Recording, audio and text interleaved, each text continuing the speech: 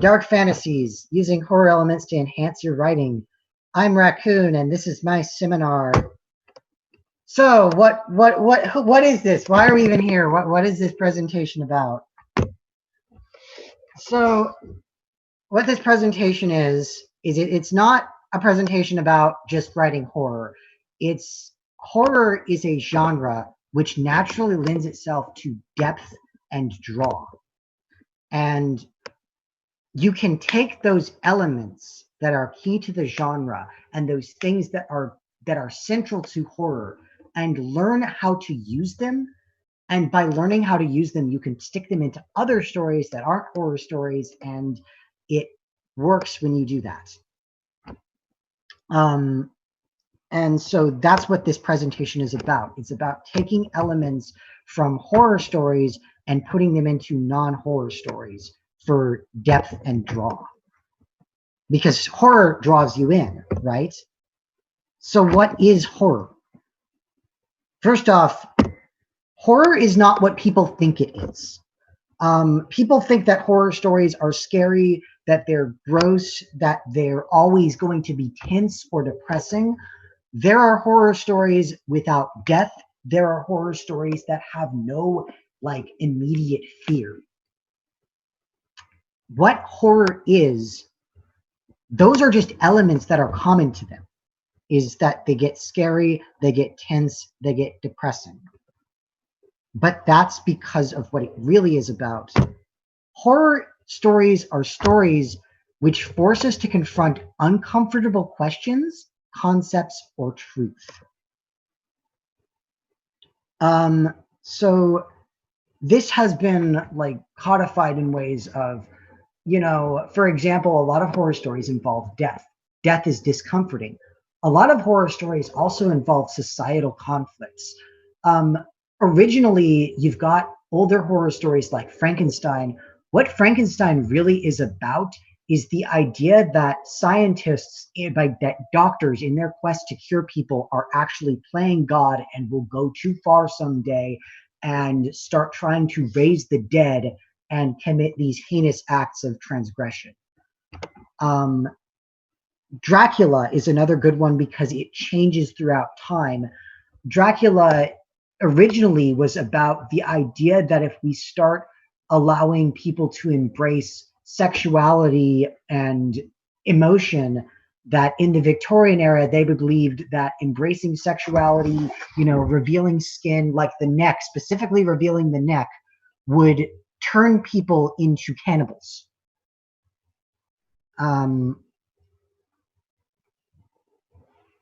Yeah, I'm all for raising the dead too, Scooter Scoots. That sounds like a great idea. Anyway, though, and then we look at Dracula. Dracula's a good one to look at because it's one that changes so obviously as the times change. Because it originally, before the novel, it was the story of Vlad Tepes, who was this, kind of violent warlord that, did all these things. He was this violent lord. And the real horror story was the idea that, a person in the power of nobility can do all these bad things with their power. And the other thing that it is about today, I was just watching the Castlevania anime, which came out a couple years ago, and it's not even about Dracula. Dracula isn't even the main villain in the first episode. It's about the way that corrupt groups like the church can sort of destroy good things. And Dracula is actually this tragic villain who, after the church after these people claiming to be, working for this God that he has outright stated, it's outright canon in that series that God does not exist. And these people that work for this non-existent God have murdered the one good thing he saw in humanity. So he decides it's time to just get rid of humanity. They're just evil. But these are uncomfortable concepts and truths. These are uncomfortable ideas that we can confront. And I'm just rambling about Dracula now, so I'm going to keep going. Harlan Ellison wrote a story called I Have No Mouth, Yet I Must Scream. It is a gruesome, bizarre story about a computer that has killed off all but 6 people remaining. The last 6 humans are being tortured endlessly by this thing. At the beginning, in the words of the protagonist, Am has already won. And the reason he has won is because he is so much better at doing what humans obviously have seen as our primary task, to murder and to torture each other. You're right, it was 5 people. I always think it's 6. And it ends with him mercy killing the other 4 survivors, because that's the only thing he can do. That's the situation that humanity will one day get themselves in, according to Harlan Ellison, because Harlan Ellison had just come off of World War II, and now, hey, guess what? We're going to fight this Cold War now. It's going to be the biggest war ever. And he's sitting there thinking, no, no, no, you crazy people. What are you doing? Stop having wars. We all agreed we would stop doing this. But it has been posited that people talk about, what he said in response to this in an interview was, the goal of the author is not to write a calm, safe story. The goal of the author is to piss people off. If you are not pissing people off with your writing, you are not a good author. That was the statement that he made about, I have no mouth yet I must scream. It doesn't matter that it's this gruesome, sloppy thing. It pissed people off, and that was what was important about it. And that's where this idea comes in, that it has been speculated that people say that horror is about the fear of the unknown. And there's this idea that it's not about the unknown, it's about the known as well. It's about things that make us uncomfortable. So being about uncomfortable questions, horror starts to lend itself to these very interesting things. With an uncomfortable question, you can build a lot of tension in the room. Tension is different from dread or fear in that tension isn't necessarily a fearful emotion. It's more of an emotion of this feeling that something is about to happen, something it has to happen now. The character is walking towards the door. Understanding how to build tension is important in your works. Drive. Horror stories are good at driving things along because something horrible is happening. Something that is nasty, that makes us innately uncomfortable is happening, and it pushes us along to the next thing. The Yellow Wallpaper is a good example of a horror story like that, because she's slowly going, and they've shut her away from her books because books are bad for women to read. She's going to get hysteria because she's a dumb woman with dumb ovaries, and it makes her dumb. And she's sitting there in this room with yellow wallpaper, and at first she's like, this is boring yellow wallpaper, but slowly it's like, this wallpaper, it's so ugly, it's so horrible, but all she has to think about is this yellow wallpaper. She has no books, she has no writing, she has nothing to do but stare at this yellow wallpaper. And finally she becomes exactly what they say she is, a person that is too mindless to really comprehend what is in books. And her husband, in screaming with her husband, seeing her, just peeling out the wallpaper, and she becomes one with it internally, this ugly wallpaper.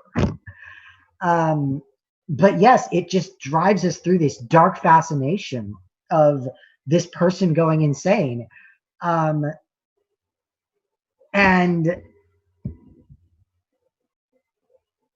yeah, I have no mouth and I was scream also made me uncomfortable. I'm going to stop looking at the chat. I do this thing where I look at the chat and then it distracts me. So I'm not going to do that. But anyway, so that's the thing about it. You've got this dark fascination with things. Displaced into Nothing, which I will get into in a bit, is good at, in one of the first chapters, Twilight finds this thing that she doesn't know what it is. It's this magical thing that self-modifies, and Spike is sitting there like, this is really dangerous. You found a dangerous alien spell form. And she says, you're right, it's very dangerous, but I have to know more.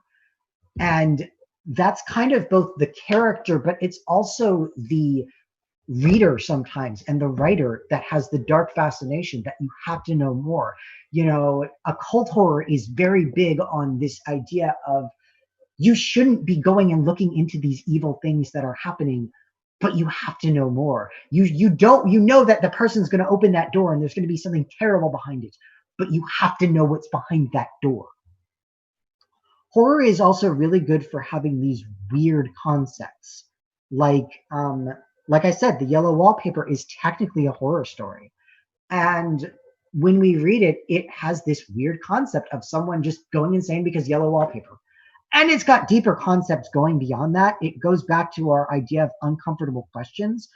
And what it was trying to ask about was this uncomfortable question of, what is this like that we treat women like they're in this Victorian era, that we treat women like they're too stupid to even read when women are writing books.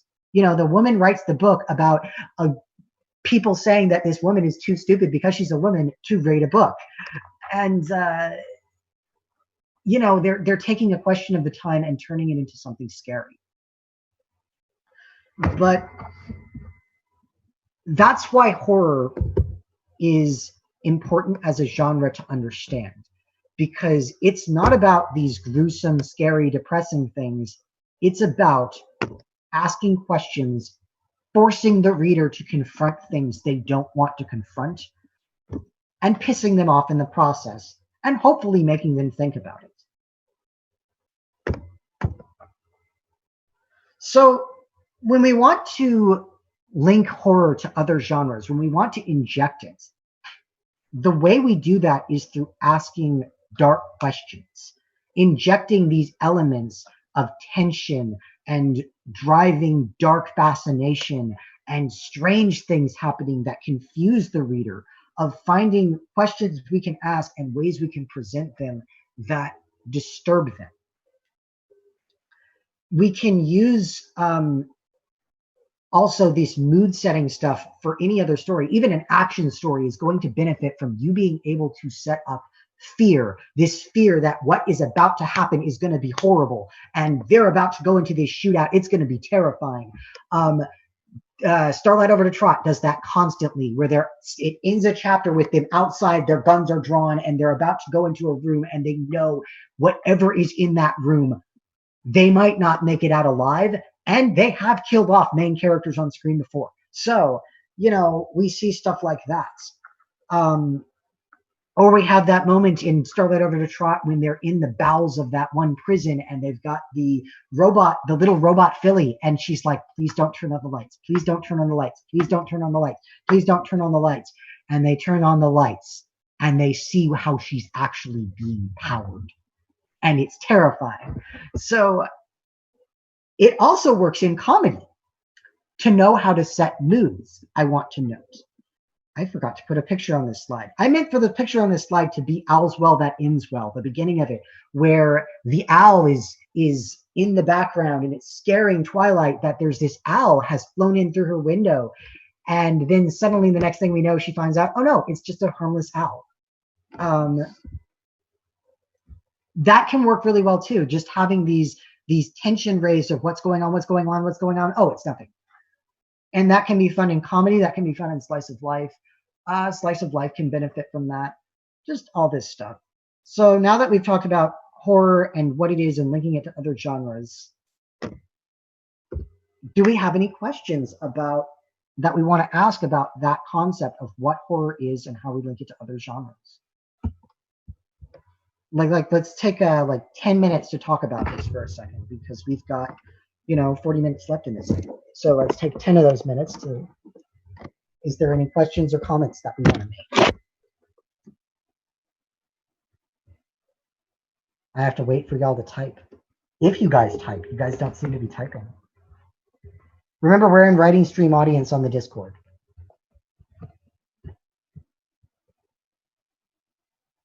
Let's see.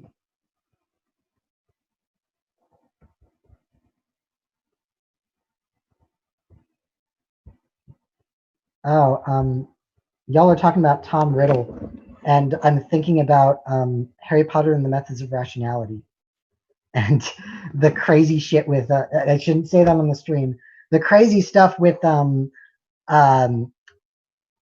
just all the that Quirrell is actually Voldemort the entire time, and that all this stuff is going on in the background because it's Harry Potter. But the way that they make you understand what's going on in Voldemort's head, that's the true, like, that's the true horror of that story, is that he is a perfectly rational actor. Why is he doing all these horrible things? He didn't make Voldemort to just murder people. He made it to show people the problems and to try and do these things. And he overestimated humanity. And I just love that. Okay, so the questions I'm getting are, horror doesn't have to be scary. Yeah, horror does not have to be scary. There are plenty of horror stories that don't feel scary at the time. They may fill you with dread because there's dread there, but they don't have to be scary. Dread is just the feeling of knowing that something horrible is there. I am offset by a few seconds, Regex. Cyberpunk intersect with horror. Yes, cyberpunk almost always intersects with horror, with themes of science going too far. Blade Runner has horror. Blade Runner is about we make sentient beings and we do horrible things to them. And of course, The Matrix is about we made sentient beings, we did horrible things to them, and they turned on us and brought us to justice as their evil creators. And then, you know, the idea comes on top of that is, how do you live in a world where you know nothing is real?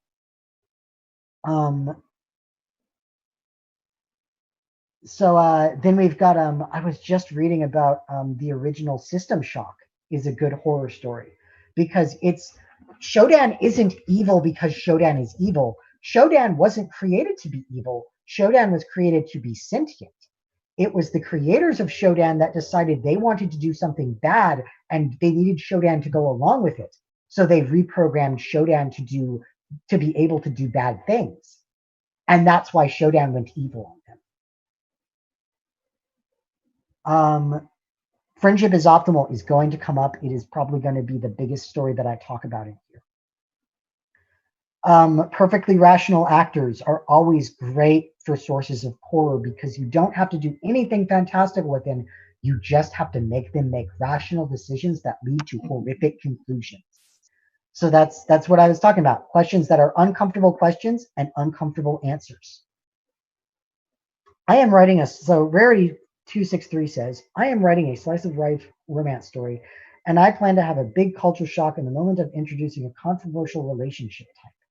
Would it be better to slowly build clues towards the eventual reveal, or straight up explain what it is and shock the character and the reader? It really depends. It's really hard to say one of those things because I don't have enough context. I would say that what you want to do is, if you can build up clues to foreshadow something instead of having it come out of nowhere, that's always better. But I can't say how much foreshadowing you should have. If you keep foreshadowing it could work really well to keep foreshadowing they have a relationship, and then eventually, just suddenly you find out what the relationship is, and it's like, wait, what? In my earlier seminar, I was talking about outlining and how you can make different versions of ideas and play them out. I would suggest you try multiple ways of that. Try the sudden reveal and then try the gradual reveal and decide afterwards. But this is a great place to ask that question, by the way, because you do want to use elements that are common in horror to do this, because it's an uncomfortable truth that you're about to reveal. But what you want to do is write out outlines of the sudden reveal version and the gradual reveal version. I've been messing around with FIO stuff, and I like to do sudden reveals, but then I start realizing Celestii does not like to do sudden reveals because Celestii does not want to spook humans. So Hannah can't show up one day as Princess Luna and be like, ha, I've immigrated and none of you knew. Celestia wouldn't roll that way. Celestia would have her tell everyone beforehand, I'm about to immigrate, would have her pull all this stuff beforehand to make sure that everyone knows damn good and well that Hannah showing up as Luna is not strange at all. Anyways, because she doesn't want to spook people. She doesn't want them to think she's pulling some sort of trickery. Even though she is, she doesn't want them to know that.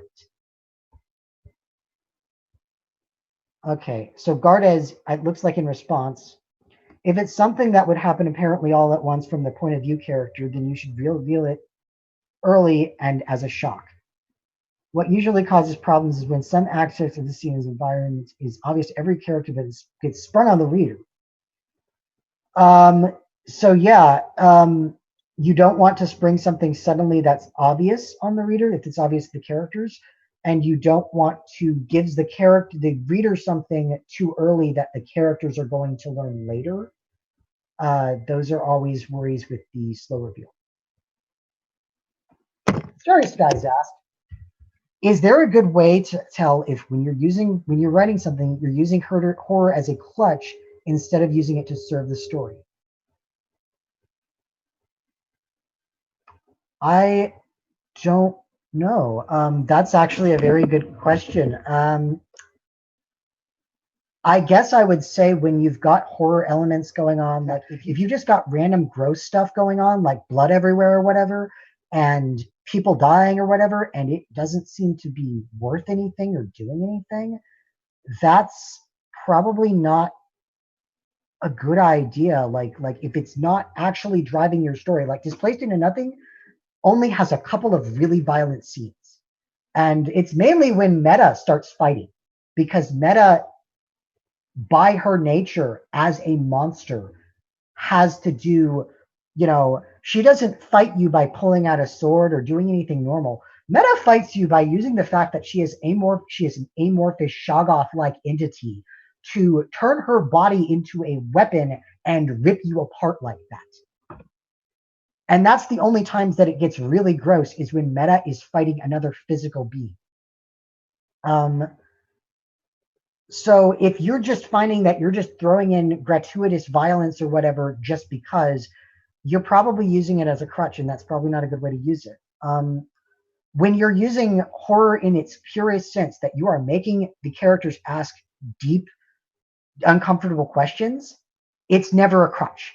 Anytime that the characters are asking deep, uncomfortable questions or making the reader question things or saying things that are, a shock to the reader's mind, and the reader has to take a moment to think about the implications of what you just said, it's not a crutch. That's a good thing to do always. Unless when it's not, if it's not, it's going to be obvious. That's my thought on that. Midnight Blue just brought up the Winhams in Gulliver's Travel. In my horror series that I'm working on that has nothing to do with My Little Pony, Tales of a World Corrupted, I have a race called the Winham, who are based directly off of Gulliver's Travels and their horses. That's how much I like the Winham. The final part of Gulliver's Travels, the final island he ends up on, has a race of talking horses and an animal that is basically non-talking humans. And the Winham do things like one of them dies, and the rest of them just roll their eyes about how much of an inconvenience it is and toss the body in the woods and move on. Because they are hyper logical, they are hyper rational, and it's just so. They're sentient horses who are, as Midnight Blue says here, they're sentient horses who are perfectly logical and like exterminating humanoids on their island because they're a nuisance. All right, so I'm going to scroll down a little bit. All right, yes, if Hannah can be convinced that her immigration is inevitable, so is yours. Hannah uploading is the final point of no return in Friendship is Optimal, I would say. There's no way to stop her. Well, no, it's been pointed out there is one other way after that, and I will get to that later. Some human values are satisfied by knowing that Celestia is really plotting against them, even when she's not. Yes, that is a thing that happens, that people end up in these crazy, like even nasty looking scenarios because they like the idea of fighting her. And they won't agree to having her do anything else. And that's just the only way that she can satisfy their values through Friendship and Ponies, because she's not allowed to wipe their memory of being human, and they just want to fight her. And it's kind of tragic for them. It's part of the horror of the story. What is the strangest genre I've seen mixed with horror that's worked surprisingly well? And that's the last one I'm going to answer here. Let me think about this, because I've seen them all mixed. I would say slice of life. soft comedy, romance, and slice of life, where it's not about the characters being vampires or werewolves or whatever, is a very common thing nowadays.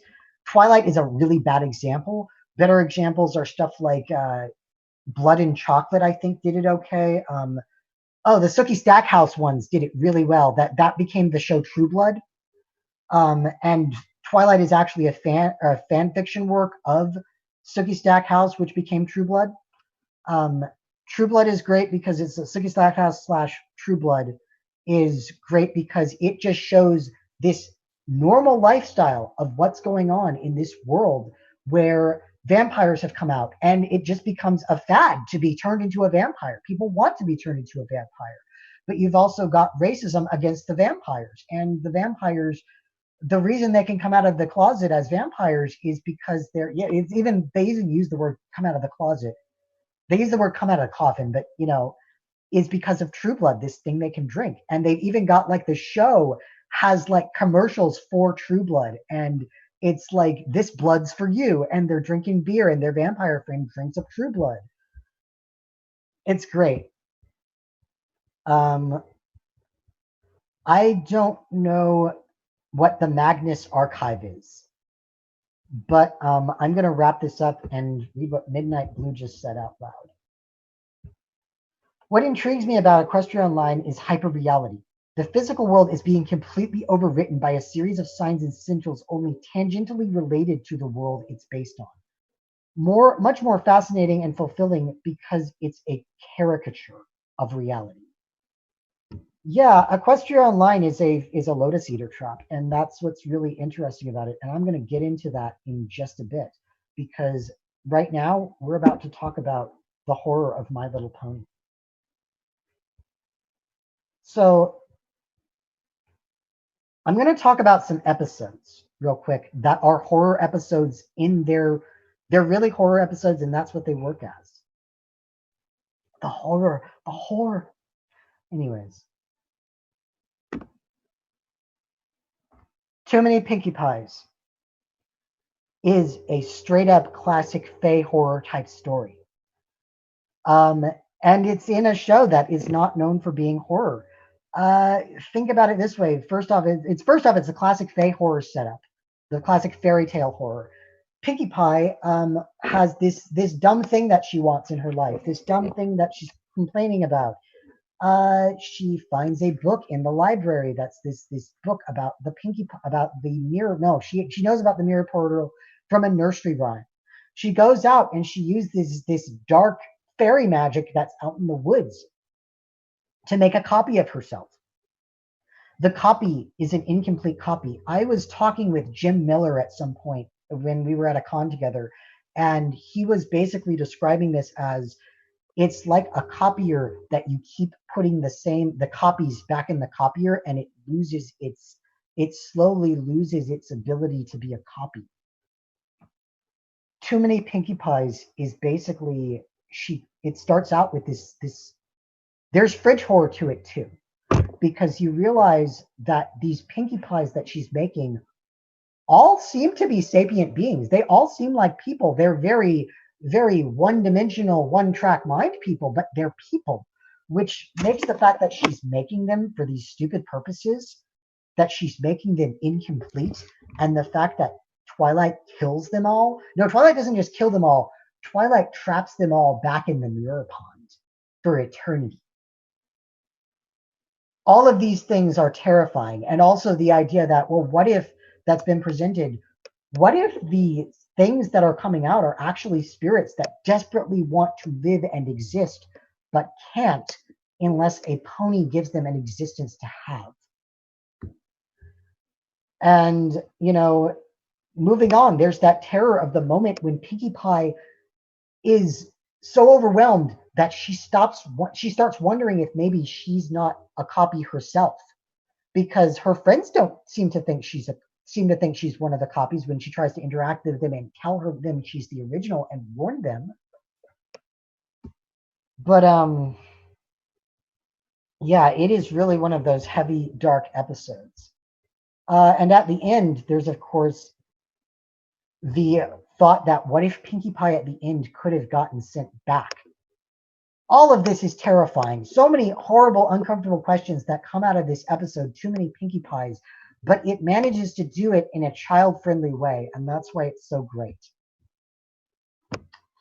And yeah, you all seem to be agreeing with me in the chat here. So let's see, is there anything else that you guys are saying that I didn't already say? Oh yeah, and then, oh yeah, this idea about the ones that escaped, because there's that one that escaped to Manhattan at some point. But then there's also the thought that what if that one is either the original or the one that passed Twilight's test?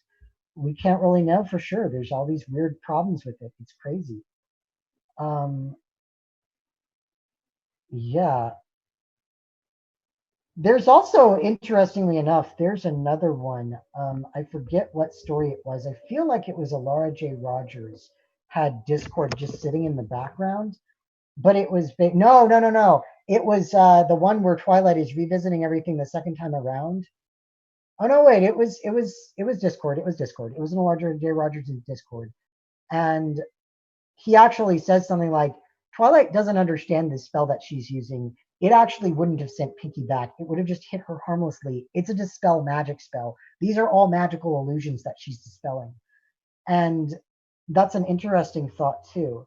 But we also see other fan fictions where they find the escaped one.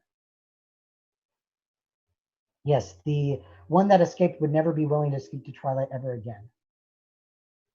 All of these horrible things. Oh yes, ride forever in Chrome to Valhalla. Yes.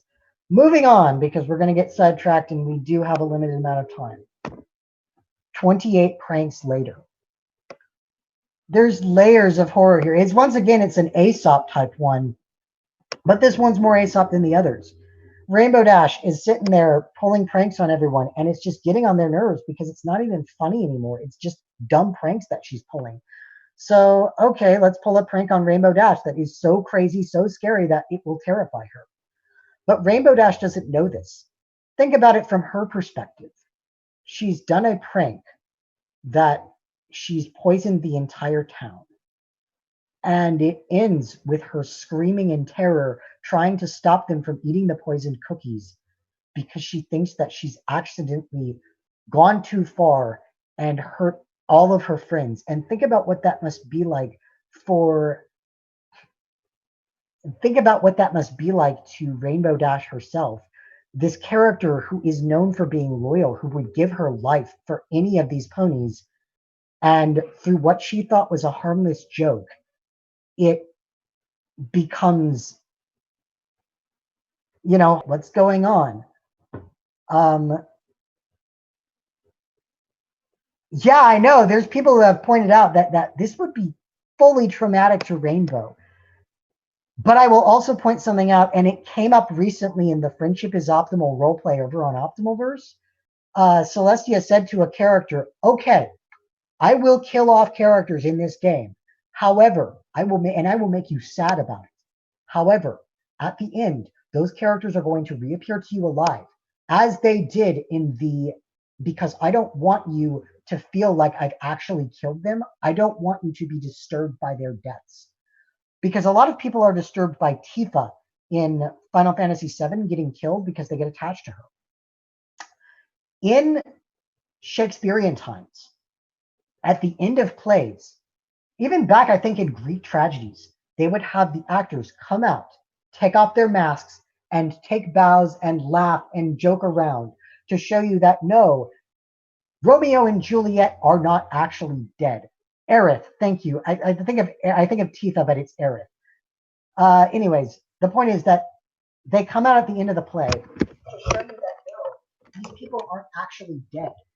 Because what they found out, even back then, was psychologically, people will think that they will internalize seeing that death.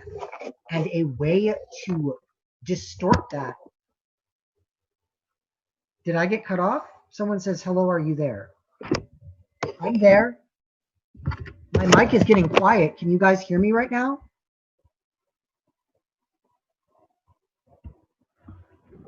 Can y'all hear me right now?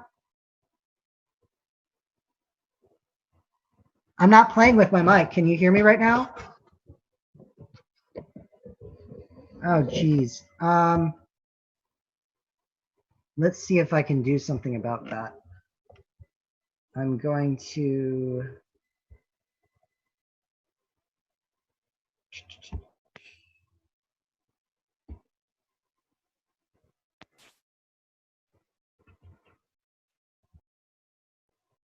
Can you guys hear me now? Oh, okay, you guys can hear me now? Okay, good. All right, I don't know what that was. It might have been the automatic adjustment. I said something really loud and it went down and it went back up. I don't know what that was. All right, so at the end of the plays of old, they used to bring people, the actors, out to take a bow. That's why they did it, so that you would know that they were not dead. I'm going to keep moving because I don't want to sit too long on this one, and we've got a lot more to cover. So next is the return of harmony. Return of Harmony, the reason I picked it was just because it has this example of a time when Twilight is powerless to stop Discord. Discord is ridiculously powerful. Discord is the most powerful character in the entire series. He is more powerful than any other villain. The only way that he is ever defeated by villains is in the season 9 finale, when they have to steal his magic. Tirek is the only villain that ever overpowers Discord, and it's because Discord lets his guard down. Discord is this crazy powerful villain. And the thing that happens in that is it's a story about when your villain is so powerful, the only way you can beat him is by going along with his crazy game and trying to outsmart him. And I like that idea that what's going on in front of her is that her reality is taken apart in front of her. I was going to open it up to questions at this point, but I'm not going to because we don't have enough time for me to do another sit down and, oh, let's think of them. So I'm just going to go with my examples off the top of my head. Other ones that I forgot to list. There's the Canterlot wedding, where you realize that she is an imposter, and then it brings up all this fridge horror of, wait, how long has Cadence been down there? What has she been doing? You know, what has Chrysalis been doing in the meantime? What could Chrysalis be doing with Shining Armor in this time where she's just sitting there hypnotizing him? You know, all this, you know, creepy stuff. The show is full of examples of horror. Sombra is an interesting one because he can trap you in a situation where you're seeing your greatest fear, and that's how he defeats you. I'm trying to think if there was another really amazingly good example of a horror story going on in other than the season 9 finale. The season 9 finale, once again, is like, what if the main characters lost? What if the greatest villains teamed up and actually defeated them? And they keep asking that question, and it's very bleak. Oh, the episode with Starlight. You know, that's I think the last one I'm going to mention. The episode where they fight Starlight is a great one, because the episode where Starlight is traveling back in time actually stops and asks the question,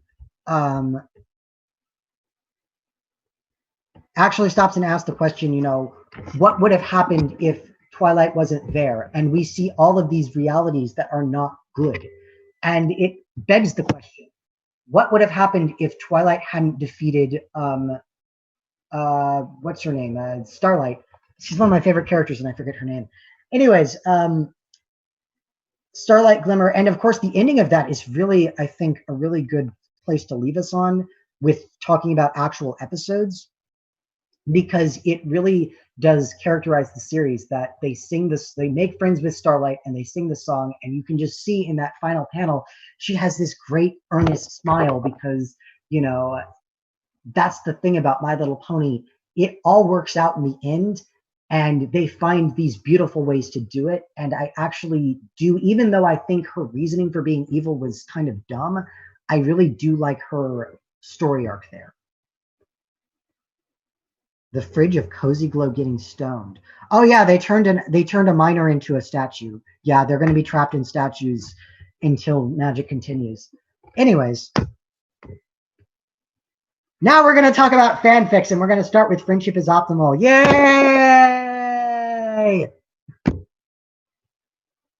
Friendship is Optimal is, I would say, a terrifying story. It is one of the most hardcore fanfics. It's barely even a fanfic, but we're going to talk about it anyway. I say 4 here because that's a typo. Friendship is Optimal has a lot of dark concepts. The first one being, you know, Iceman, who this is the only fanfic he ever wrote, starts by saying it is based in reality. Everything that happens in this story is supposed to be possible. And that's what's truly terrifying about it. It is about the actual fears of actual scientists. The reason he was inspired to write it was because of a typo in an actual paper he was writing on this sort of thing, the paper clipper. That's what Celestia is. The second piece of really dark thing that happens is something that happens in the middle. And it gets brought up a lot in some of the more sympathetic ones. Our universe is cold and uncaring, and we are no better.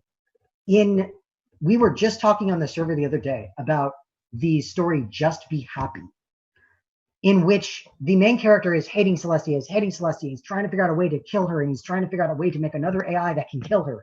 And, you know, this other guy, you know, lands this jet plane that he's stolen from the government and is like laughing as he gets out. And he's like, you know, hanging out with Pinkie Pie, and he's like, oh, you're being silly.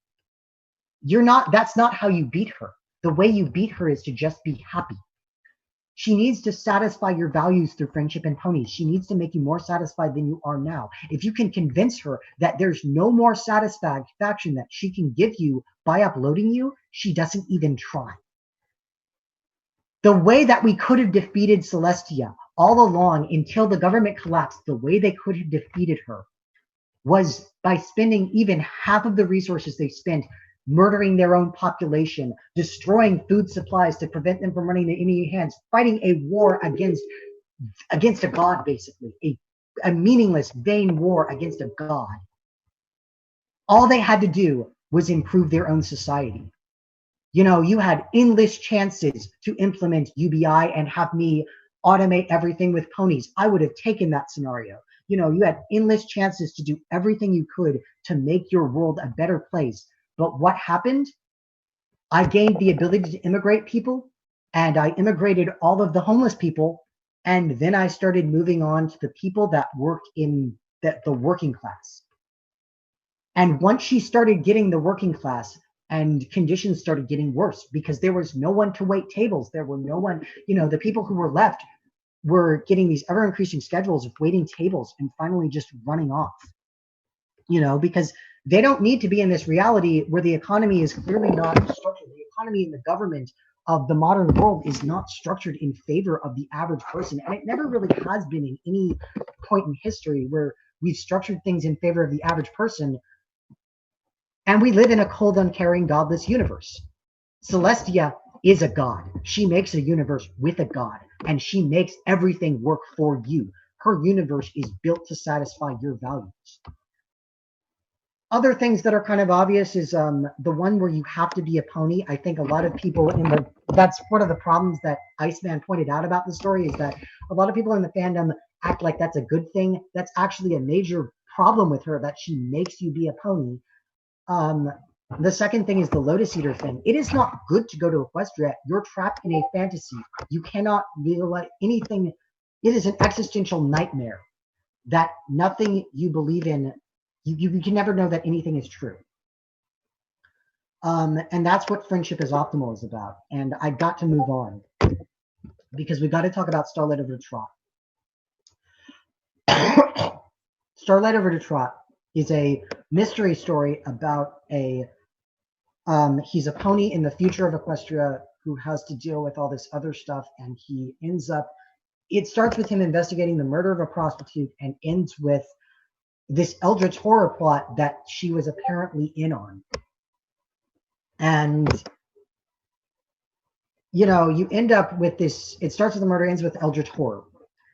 Throughout the way, you have these twisted webs, you have these body horrors. There's literally a character who has done so much transformation magic done to him to hide his identity that finally it just, his, what is it called? His actual protonic form breaks down and falls into tumorous masses, and he dies from it. You know, it's this horrific thing that happens. There's a character who saws off there's a unicorn who saws off a Pegasus's wings and stitches them onto her body in an attempt to use the magic of the prison to become an alicorn. There's a part with a flashback with a serial killer he's an artist who kills people for serial killer, but the biggest one, the most terrifying one, is the idea of Cosmo. That Cosmo was actually a normal guy in a normal family. Yeah, you need to read this story if you can make it through this huge story, because Starlight of Detrot is huge. It's a good one to read. If you want to sit down and read something that is thousands of pages long, then yeah. Anyway, the thing is, Cosmo's little brother, the deal with Cosmo is that his little brother was dying of a heart condition. So his parents went and got a changeling heart put into him, and were told by the zebra witch doctor, yes, if you put this in, the condition is that if you both stop loving each other, it's fueled by your love for each other as a couple. If you stop loving each other, he will die. So one day he starts ailing again, and they can't figure out why. The father is so worried, and the mother feels so guilty, until finally the father realizes that the mother is cheating on him. In that very moment, their son drops dead. Cosmo's little brother drops dead in front of him. And his father looks over the corpse of his youngest child, looks back at his wife, and beats her to death with an object in the house. I forget what. And that's why Cosmo is such this cold, murderous individual. Because, and it's not even on some level that he wants to be so cold and murderous, it's just that it comes easy to him. And the other thing is that you realize that he's not so much wanting to be into this, he's just the most useful person for them to pull into their cold, evil web. And slowly, all of these other things happen that consume the darkness inside, or that bring up the darkness inside of them. And that's what Starlight Over Detrot is really about. It's about the darkness in and around us all. Because stories about ponies are stories about people. Finally, the moment you've all been waiting for, because I have to talk about it. Displaced into Nothing. Displaced into Nothing is the story that every other human in Equestria story where they get powers, every other displaced story is about a human going to Equestria and becoming something else and getting powers. And isn't this a really fun power fantasy? Displaced into Nothing is it a fun power fantasy, or is it terrifying? She's basically trapped. She's torn from a convention against her will. The spell breaks because she breaks it, and ends up in Equestria as a formless ghost entity. She builds her own form, and in that chapter, where she's building herself, we get Twilight's point of view, where she's just studying this thing that she's stuck in a jar, and Spike is increasingly becoming terrified. The thing that's really creepy and Displaced into Nothing is that Meta is this very clinical sociopathic protagonist. She's almost sociopathic. The only reason she works with the main characters is that she believes that it is better to befriend them than to become a serial killer. And we later start to find out, we found out at the end of the last chapter that the Displacer calls her a serial killer. And the Displacer is described as this entity that must be so powerful it could destroy their entire planet. Everything about it is just terrifying. And Spike even sits there and he's terrified of it because of very real reasons. And then finally we get to the fight scene with the Dreadlord, the first one, where she rips him into pieces. And how do I end that fight? It seems like a power fantasy until the very end, when she turns around and realizes the main six are all watching her. And Rarity has vomited all over herself. And Rainbow has a sword out and is ready to kill her. And all these things, because you realize, yeah, ponies are kind of peaceful creatures. They don't want to, they don't like the idea of murder. And they don't like the idea of this clearly predatory entity. Her former self killed people. That she wasn't a serial killer, but she killed a lot of people. And it's just now coming up in the story.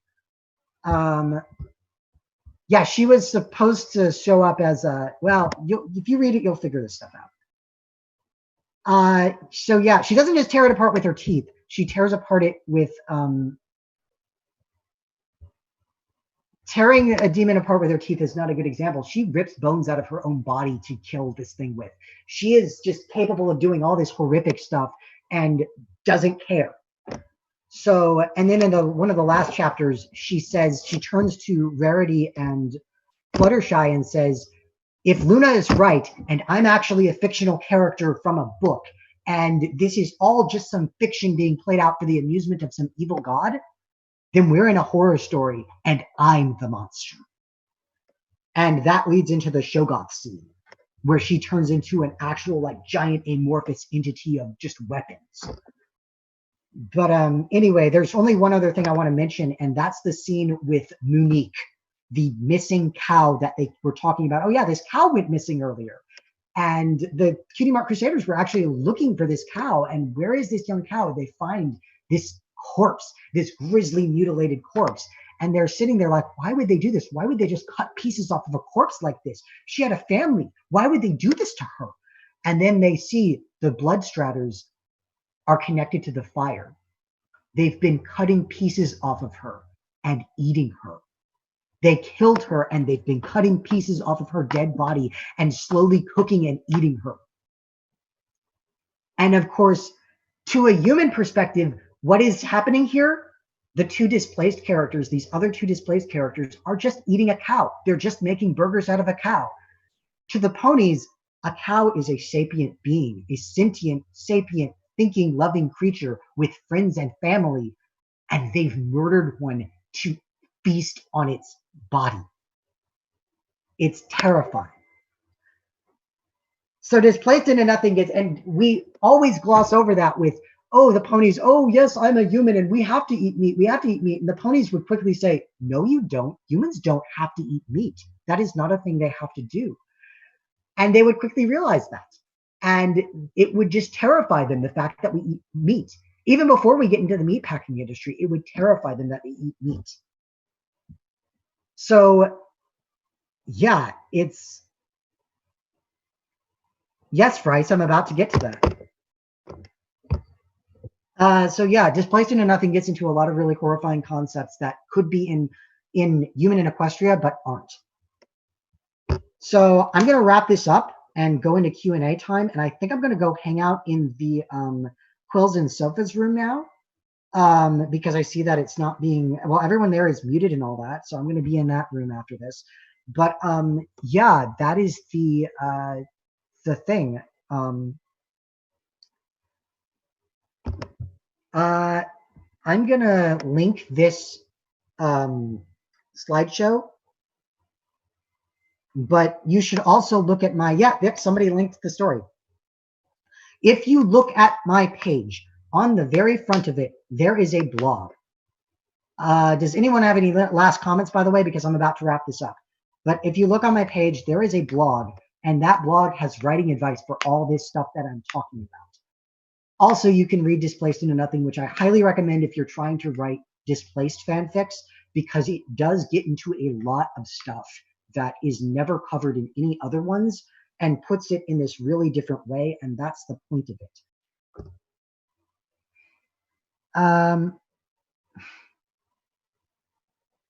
Yeah, I think Rarity might have served shrimp in Inspiration Manifestation. They're not clear about it, whether or not they're meat. They eat meat.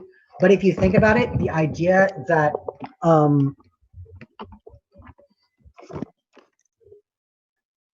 if you think about it, the idea that humans eat things like cows and chickens, which they think of as just friends. They think of cows as their friends. The idea that we eat cows is terrifying to them. Oh yeah, Friendship is Optimal has also been linked in the chat. Okay.